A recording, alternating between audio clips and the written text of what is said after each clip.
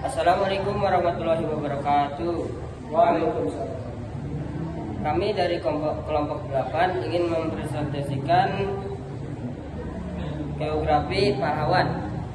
Perkenalkan, nama saya Nidia Putri. Saya Kepada Wicaksono. Saya Aditya Rizkianto. Saya Nurul Ramadhani. Sekian, terima kasih. Jadi di sini saya akan membaca biografi tentang pahlawan Igusti Ngurah Rai. Jadi lahir di Bandung 30 Januari 1917. Igusti Ngurah Rai merupakan anak dari seorang camat kota. Igusti Ngurah Palu tertarik dengan dunia militer sejak kecil. Ngurah Rai bergabung dengan HIS Denpasar, lalu melanjutkan dengan Mulo yang ada di Malang.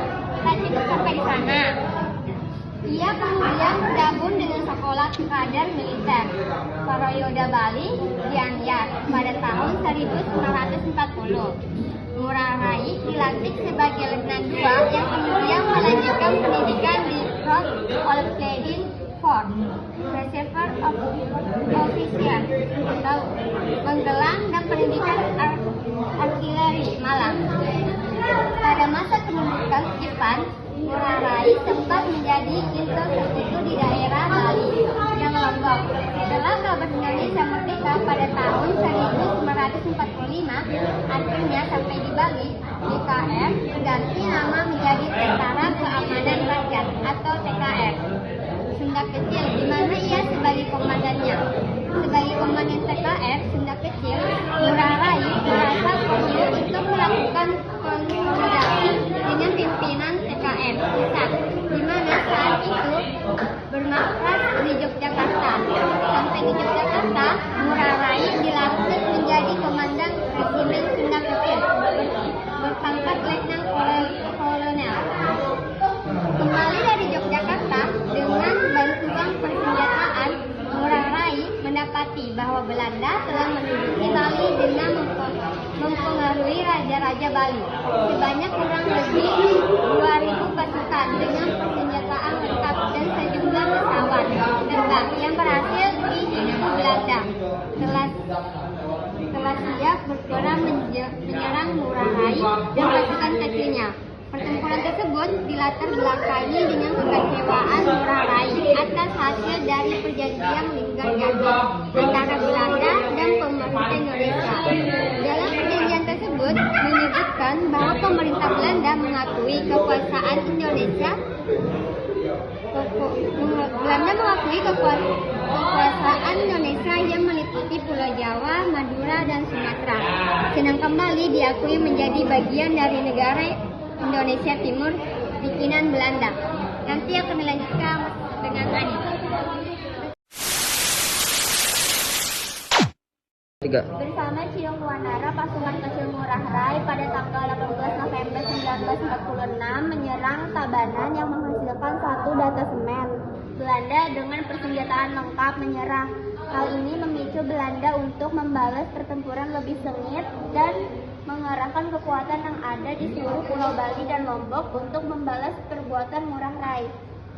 Dalam pertempuran tersebut, pertahanan demi pertahanan yang dibentuk Ngurah Rai hancur hingga sampai pada pertahanan terakhir Ciung Wanara, Desa Margarana. Ngurah Rai dan pasukannya berhasil dipukul mundur lantaran seluruhnya jatuh ke dalam jurang yang dalam. Perang tersebut akhirnya dikenal dengan Perang Puputan Margarana karena sebelum gugur, Ngurah Rai sempat meneriakkan kata Puputan yang berarti perang habis-habisan. Peristiwa tersebut terjadi pada tanggal 20 November 1946. Berkat usahanya tersebut, Ngurah Rai mendapat gelar Bintang Mahapura dan kenaikan pangkat menjadi Brigjen TNI Anumerta. Tak hanya itu, ia juga mendapatkan gelar Pahlawan Nasional berdasarkan SK Presiden RI nomor 63 TK 1975 tanggal 9 Agustus 1975. Pendidikan HIS Denpasar, Mulyo Malang, Prayoda Bali, Gianyar Bali, Krop Pendidikan Artileri Malang, Karir Brigjen TNI Anumerta, Letnan Kolonel, Letnan II, penghargaan Bintang Mahapura Pahlawan Nasional berdasarkan SK Presiden RI nomor 63 TK 1975 tanggal 9 Agustus 1975. Tanggal? Ah, iyalah, Agustus tanggal 9.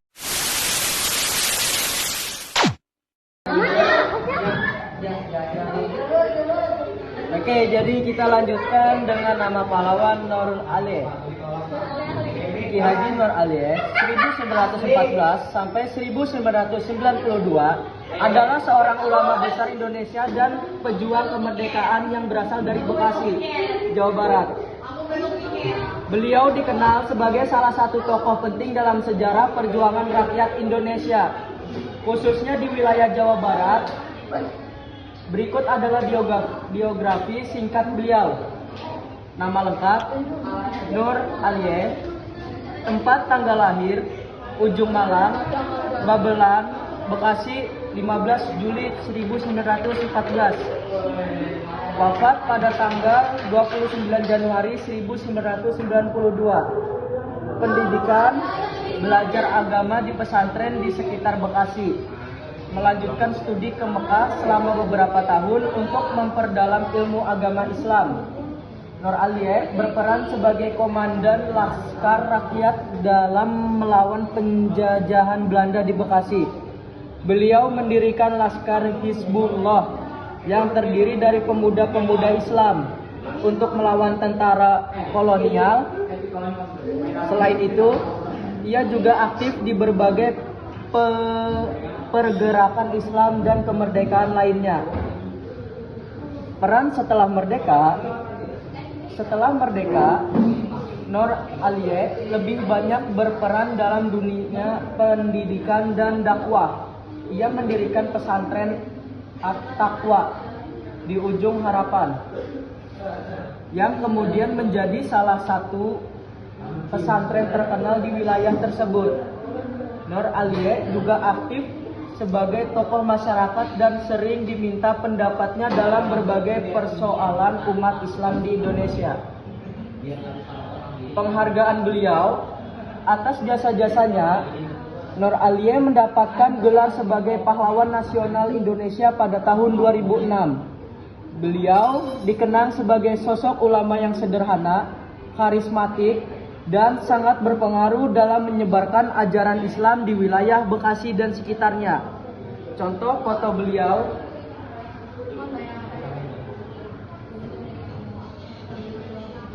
Ya, dilanjut setelah.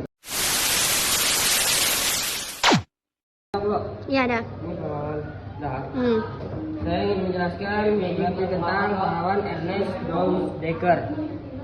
Ernest dengan nama panjang Ernest Francis Eugene Decker juga dikenal sebagai Danudirja Setia Budi, adalah seorang tokoh penting dalam sejarah pengenalan nasional pergerakan nasional Indonesia.